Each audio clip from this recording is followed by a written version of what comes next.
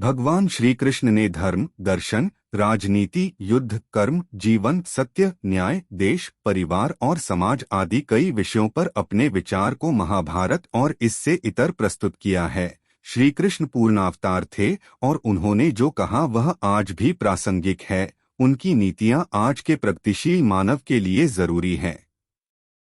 उनकी नीतियों पर चलकर ही कई लोग अपने जीवन में सफल हो चुके हैं। एक, शक्तिशाली से कूटनीति से काम लें। जब दुश्मन शक्तिशाली हो तो उससे सीधे लड़ाई लड़ने की बजाय कूटनीति से लड़ना चाहिए। भगवान कृष्ण ने काल्यवन और जरासंध के साथ यही किया था। उन्होंने काल्यवन को मुचुकुंद के हाथों मरवा दिया था तो जरासंध को भीम के हाथों।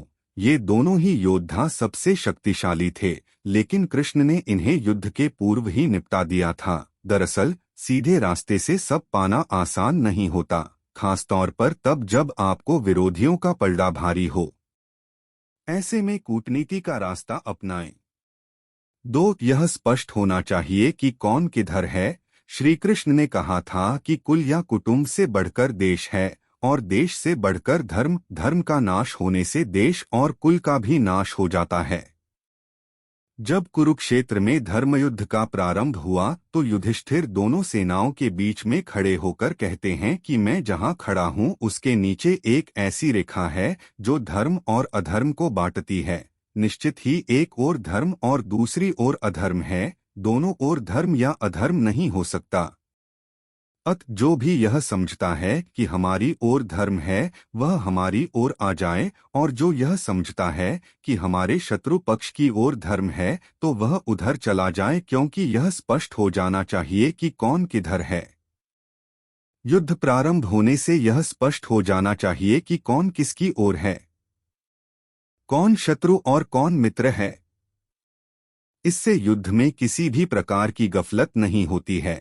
लेकिन फिर भी यह देखा गया था कि ऐसे कई योद्धा थे जो विरोधी खेमे में होकर भीतरघात का काम करते थे।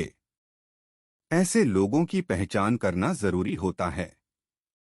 3, संख्या नहीं साहस और सही समय की जरूरी। युद्ध या कोई भी कार्य संख्या बल महत्व नहीं रखता, बल्कि साहस, नीति और सही समय पर सही अस्त्र एवं व्यक्ति का उपयोग करना ही महत्वपूर्ण कार्य होता है।